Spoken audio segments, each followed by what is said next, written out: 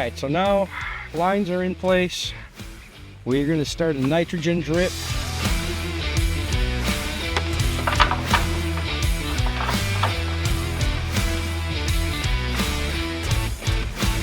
Hose is hooked up.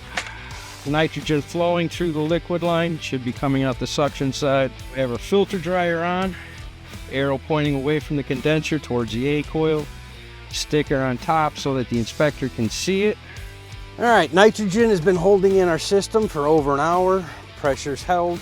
We are good to go and remove the nitrogen.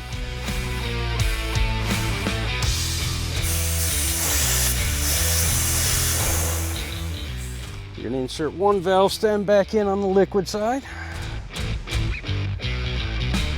Connect our micrometer because we're about to pull a vacuum.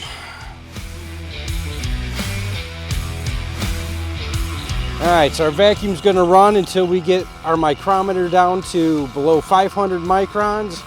We'll verify we got no leaks again. All right, so our vacuum pulled to 376. It is holding. Now we're going to release the refrigerant. Now that there's positive pressure in the system, we will install the valve stem back in the suction line.